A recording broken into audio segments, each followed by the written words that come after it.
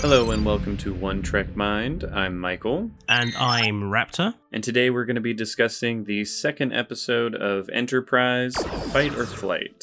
So we begin with Hoshi and Phlox discussing a newly found Sluggo friend who takes on the sort of metaphor for Hoshi herself in this episode. The entire crew have not had any first contact yet, and they're starting to get a bit restless, which is when we move on into the intro. Archer hears a squeak in his cabin, which is driving him crazy. Again, it's clear everyone's getting very restless without any kind of first contact. T'Pol, as usual, doesn't really care, but they are still on the search for intelligent life. We then go back to Hoshi, who wants to switch rooms because she's having issue with the motion of the stars, similar to people who can't sit backwards on a train. It's really disorienting her. Again, just kind of going back to the overall theme of the episode, which is Hoshi's issue adapting to this new environment. Anxieties about being in space, for sure. Which is, it's fair.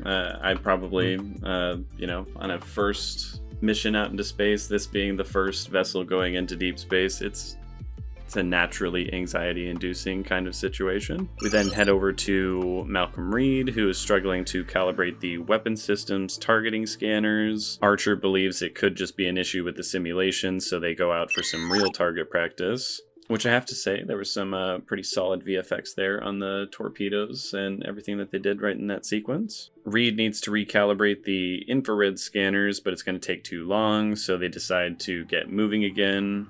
We then cut back to just a fun little scene with Phlox and Trip, where he's enjoying studying the human crew. Apparently is quite the voyeur as well. He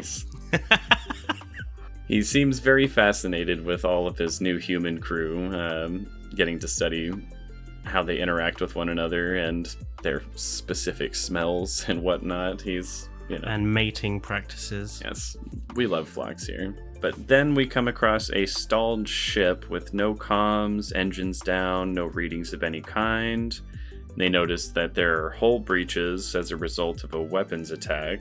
T'Pol wants to leave them be entirely and just keep on flying. Archer wants to scan and explore. And this is where Archer ignores some very good advice to try some other means of contact here, and instead rather impulsively takes a shuttle immediately over there to explore what's going on. Yeah, I think there's two ongoing plots in this episode, isn't there? There's the Hoshi anxiety about being in space and adapting to her new job. And there's this ongoing sort of debate between Archer and primarily T'Pol about what are the protocols essentially governing discovering and exploration, and when you encounter something like this, what you should and should not do, which is, old hat to every Starship crew that we've seen before, but obviously to this Starship crew it's all kind of new. So they're flying by the seat of their pants. Yes, but the second plot there with Archer and T'Pol doesn't really get resolved in this episode. I would say no. Archer just does what he wants, and it almost does not work out in a pretty big way, but, we'll get to that. Trip is pretty bummed that he's not going on the away team, whereas Hoshi is really upset that she's going and does not want to be involved with this whole situation. In between these two scenes, though, we do get the best scene in the episode with Porthos getting some cheddar cheese. Anything with Porthos is the best scene in the episode. I refuse to back down from that, because he is the best boy. But Hoshi does explain she's very claustrophobic in the EV suits, which is likely just an excuse because she's so nervous and anxious about going on this away team. I'm sure there's some semblance of truth there. I would be claustrophobic in those suits as well. And she becomes even more anxious when sidearms are brought along as a precaution. As soon as they get to the ship, Reed immediately wants to blow open the hatch, which he took, 3 seconds to make that decision? And Archer's like, give me 5 more seconds, and he pretty immediately finds a way to open it. I thought that was entertaining. Malcolm also wanted to bring like the biggest rifles they have on board, cueing Archer's quip of "You've watched too many science fiction movies." I suppose it wasn't the worst idea, though, considering what they do stumble into. Upon arriving on the ship, they find out pretty quickly that the aliens in question are bipedal, and they immediately find blood on the walls, so it's not looking too great for the ship. There's no power, or there's very minimal power. It's also not often in Star Trek that we like board a ship and immediately it's like blood all over the walls. Like it's definitely a little darker than normal. Yeah, in general, I would say there's a few things in this episode that remind me of other new Trek kind of ideas that they've really ran with. But again, we'll get into them a little bit more as we go. But for sure, it has a darker feel to it. You know, the first contact they make is this really horrible situation with a very violent species. They very quickly stumble into Body Horror Central, where aliens are being drained of their bodily fluids. We find out why a little bit later on. T'Pol, as per usual, wants to leave immediately and wants nothing to do with this situation. They're not prepared for it, which in all fairness is extremely true. As we see later in the episode, they are vastly underprepared to deal with this situation. I mean, right now they can't even fire one of their spatial torpedoes in a straight line, so...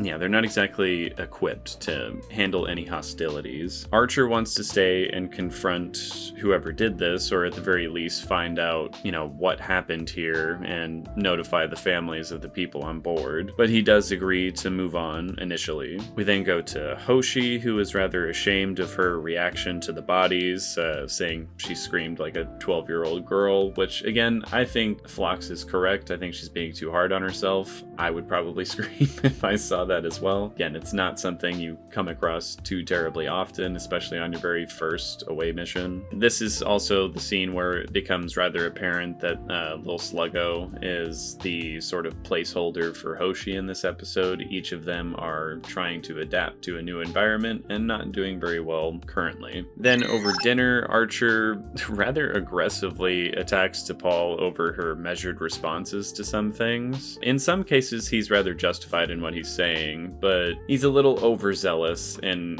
how aggressive he is towards her in this situation, I think. I would go as far as to say he acts like a complete dick here. His anti-Vulcan xenophobia rears its ugly head once again with dealing with T'Pol, and he basically directly calls Tucker a coward straight to his face too. I kind of understand where Archer is coming from. He's raising the point of do we run away from every possible confrontation, or should we risk it? But the way that he had that conversation was just way borderline aggressive and awful. I mean, he was basically having a tantrum in that moment. He really was throwing a bit of a tantrum, yeah. But he ultimately decides in the course of that conversation, okay, we're going back.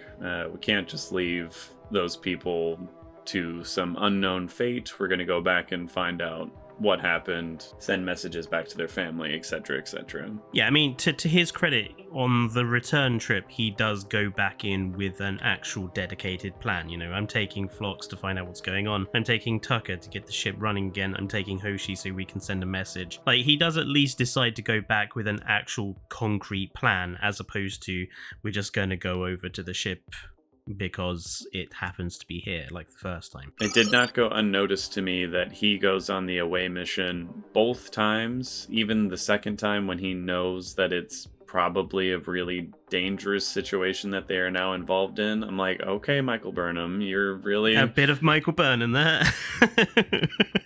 This would have maybe been a good time to send T'Pol over there while you stay on your ship, but I'm just saying. But Phlox pretty quickly finds out that what the hostile force is after is triglobulin, I think is what it was called. Yes, triglobulin, which I assume is in some way similar to our own hemoglobin. I mean, they did Phlox did say it was pretty similar to our lymphatic fluids. So that was, I feel like, a good way to kind of put the fear of God into the crew. Like, hey, they could come after you too, just so you're aware. Hoshi reveals to Trip that she's going to ask to go home once this mission is over. He attempts to talk her down, but it seems like it's a no-go. She's very determined at this point. She's like, I'm out of my depth here.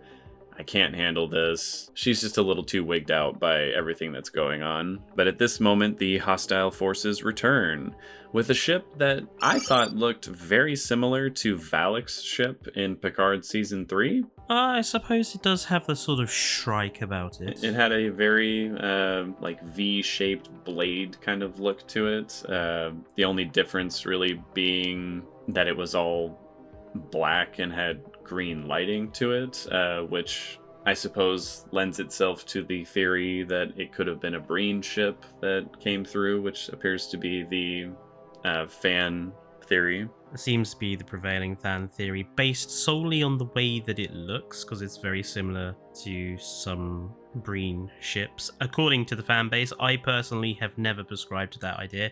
I think it doesn't look like a Breen ship whatsoever. It's not even the same type of green as Breen green, which oddly enough Discovery did get right. They got the right color of green for the Breen. As soon as the ship approaches, they are immediately attacked. Their port nacelles are damaged, so warp is not possible. Archer fires back, but it's woefully inadequate at this point. Like, there is no shot that they're going to be able to handle this situation. This is the first example of what will become a running tendency for the first 2 seasons of Enterprise of the spatial torpedoes are useless. Yeah, I mean, it just bounced right off of their shields. I like how they did the explosion as well. It was just such an itty-bitty little pew. Like, it just did absolutely nothing. They are then scanned, which, again, puts the fear of God into the crew as they realize, oh, that now they know we have similar materials in our body that they're after. And they're about to be boarded when the...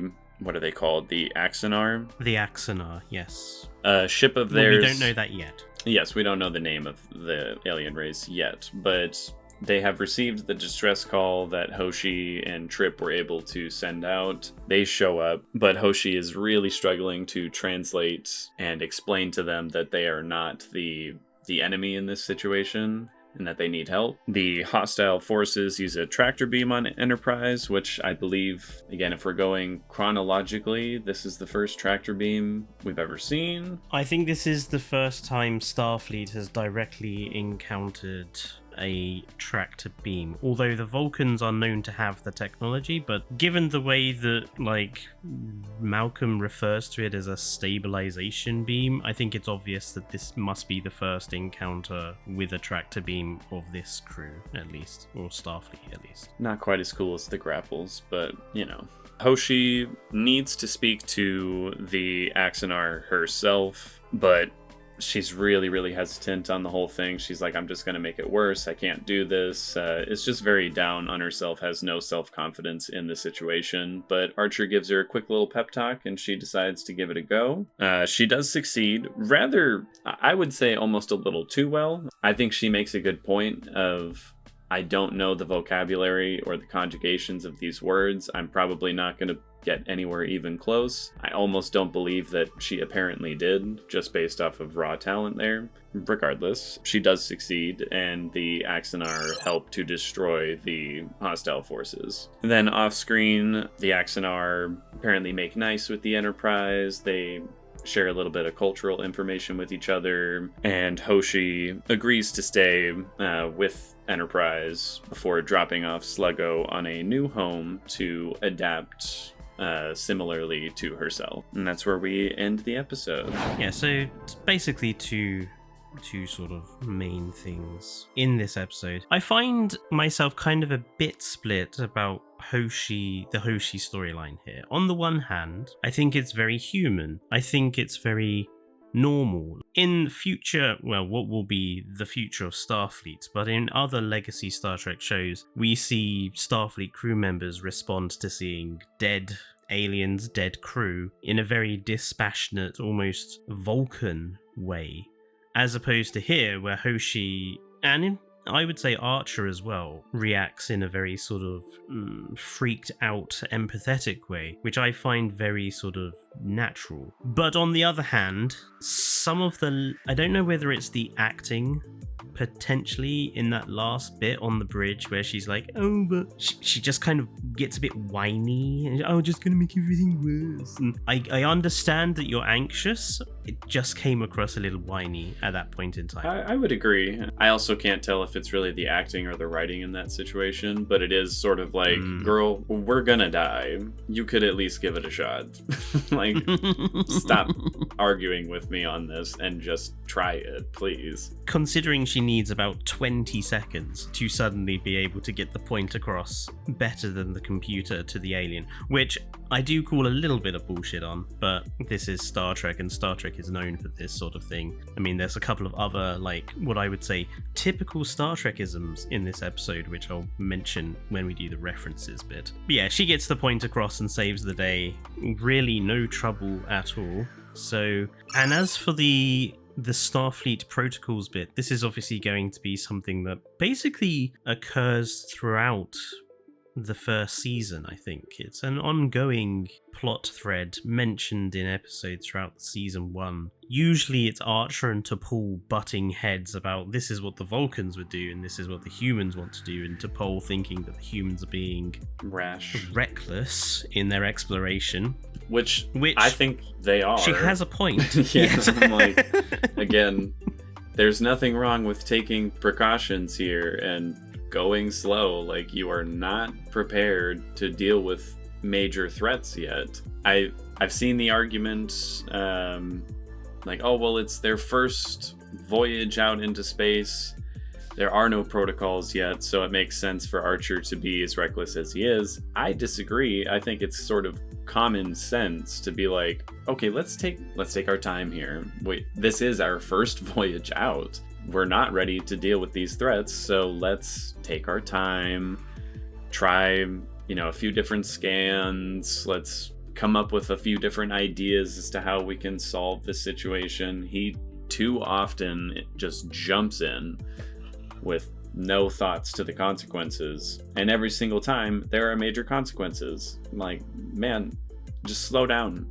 Like, just slow down. In relation to that, one of the reasons I love Enterprise as a series is they give all the dates in actual Earth dates. So we know how much time has progressed, and this episode we know takes place 2 weeks after the events of the first episode, where in that first episode they encountered the Suliban, who tried to destroy the ship, kill them, who were able to knock their ship offline and steal someone right from under their nose, who were able to mold their bodies into all sorts of weird shapes to get around places. They're aware of the temporal Cold War that's going to apparently be a thing. They almost pissed off the Klingons. Their ship was almost destroyed at least once inside the gas giant. I would have thought that 2 weeks is nowhere near long enough to kind of, if I was Starfleet, having had that encounter, I would have gone, right, you're coming back to Earth. We're going to go over everything that happened. We're going to check all your results. We're going to look at your tactics. We're going to look at how the ship performed, how your weapons performed, etc., etc.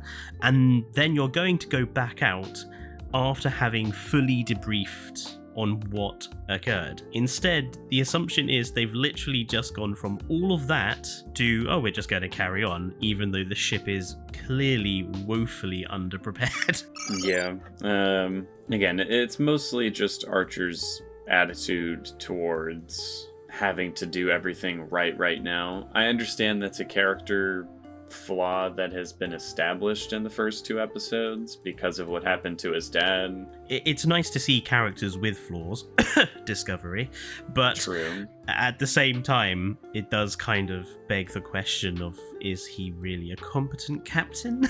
Yeah, there are moments where I'm like, I don't know, man, it's a pretty bad call there, or in some cases just unprofessional, like the way he spoke to Paul and Trip at their dinner. I don't actively dislike Archer, but I do think he's in these first 3 episodes thus far, has proven to be too reckless of a captain for my taste. He literally, when they first encounter the alien ship, gives them Earth's location. I forgot to mention that. That is of insane. Security. That's insanity. It's like, okay, the other ones we met, the Suliban, they seem just so nice, right? Let's just give our location away to And the these Klingons, people. They seemed so nice as well, didn't they? We're clearly the least technologically advanced, have the least functional weapons out of anyone we've met so far. Let's go ahead and give Earth's location away. That seems like a great idea. Yeah, that was kind of nuts that he did that. I'm surprised T'Pol didn't call him out on that and say, are you crazy? What are you doing?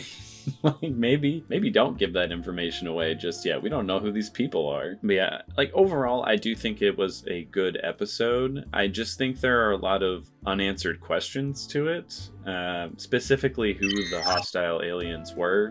I think it's kind of a missed opportunity to have not explored that a little bit. I'm assuming the Axanar would have known who they are, because it's clear that they seem to have dealt with them before, but at no point in the episode do they explain that or get into who they might be. It could have been a moment where they did reveal, like, oh yeah, that was it's this alien race called the Breen. Could have been a nice little Easter egg for people who know the Breen, or it could have been a moment to introduce a new species of aliens that we could explore a little bit later on down the line. But again, they just kind of say, like, it doesn't matter. They were bad, whoever they were. We're moving right along. But I did like the Hoshi storyline, because I agree. I think it's very human. Like, again, if I was in Starfleet, I would probably be a lot like Hoshi on the first mission away from home like this. Like, I don't know if I'm cut out for this. I myself am very claustrophobic and anxious at times, so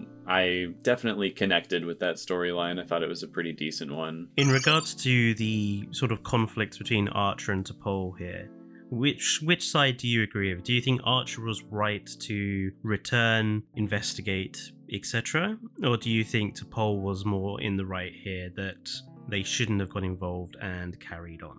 Honestly, I agree with Archer ultimately, that they should have, tried to investigate the situation. That becomes kind of a staple of Star Trek and of Starfleet, where it's like, if we come across someone in distress, it's sort of our moral prerogative to, like, do something about it, to at the very least investigate what happened and find out, just for knowledge's sake, and be able to use that knowledge in future encounters, or in his case, just let the families know, all of these people are dead. So sorry. You have the right to know about that. I just think the way he went about it was very reckless and quite rude when it came to how he, spoke to Paul and Trent. Yeah, I would kind of agree with you there. I think more could have been done on initially locating the ship. But, but the way that he went around dealing with the situation was a bit iffy. Let's go over the references, actually, because there are some interesting references in this episode. We're told by T'Pol that Vulcans generally don't explore without a logical reason to do so. Makes me wonder how they ever got into space in the first place. Yeah, makes me wonder why they encountered humans at all. It's like, okay, yes, they have warp travel now, but according to the way you guys live your lives, they're very, very different from you and could pose a potential threat. And again, did we ask to, have any kind of first contact? We weren't hailed and asked, like, hey, is it okay if we come over? You guys just showed up and, history was made. So I don't know if I buy that whole, maybe they just don't want to be involved with you people at all, so we should just go. It's like, there has to be some level of curiosity that the Vulcans would need to satisfy as well. T'Pol trots out a statistic that apparently only 1 in 43,000 planets supports intelligent life, which, given that there are estimated to be about 6 billion Earth-like planets in the Milky Way galaxy seems to be a reasonable figure, I think. Considering how many intelligent species that we see throughout Star Trek, yeah, I would say that sounds about right. Phlox mentions the Nausicaans when he's referring to the smell of a particular crew member. The Nausicaans, of which we will become, they all show up later in Enterprise, but we also know them from from Star Trek The Next Generation as being the person who stabbed Picard through the back and gave Picard his fake robotic heart. They even have some references to them in Strange New Worlds when Mariner comes by, says that they are not very gracious losers when it comes to what is the name of the game? Domjot, which looks like a mixture of pinball and billiards, I would say. We finally see like what is inside one of the gooseneck scanners. We get like a shot of the inside when T'Pol is looking through, which up to that point we'd never gotten, because obviously they were only ever in the original series and we never knew what was actually in them because you only ever saw Spock's face. So this is the first time we see what the inside of the gooseneck scanner looks like. This episode also has the first reference of Porthos's both love of cheese and, I assume, some degree of lactose intolerance, which will be a running thing throughout the show. Well, he's a dog. Definitely shouldn't be giving your dog cheese. But he's the best boy, so he gets it. That's okay. They make a reference to the big lens outside Anchorage, which I'm going to assume is an observatory. But apparently there is a planetarium at Anchorage University, but I can't find any evidence of a telescope being there. I did look. If anyone else has better knowledge than I do, put it down in the comments. I'm assuming it's just a, in the future they will build something there. So yes, another Trekism here. Mr. Tucker, who has never encountered these aliens before or their technology, manages to get power back online to the ship. Toot sweet, without any trouble whatsoever. It's just one of those Trekisms that we know and love from the Legacy era. I mean, I guess everyone designs their stuff fairly similarly. It's kind of the implications that you get from that. We have the first time we see how they recover the shuttlecraft of the Enterprise, because obviously they drop straight out the bottom. So they recover them with like a pole, basically a hook, which doesn't seem the easiest way of doing it as a design. I think it's rather flawed in a number of ways. Spatial torpedoes are used for the first time as well in this episode, which are generally terribly useless. And and obviously the big reference here is this is the first contact between humanity and the Axanar on May 6th, 2051. And the Axanar will be mentioned in the original series as being the site of a conflict between Starfleet and it's not known, but this is where Garth of Izar makes his name at the Battle of Axanar. And in fandom, this has been connected to the 4 Years' War, which is the war with the Klingons, which Discovery kind of fucks up a bit. But yes, so the Axanar is a little reference, I think, to the original series of Star Trek. But yeah, that's all the references I've got. What would you rate this episode out of 10? Probably give it another 7 out of 10.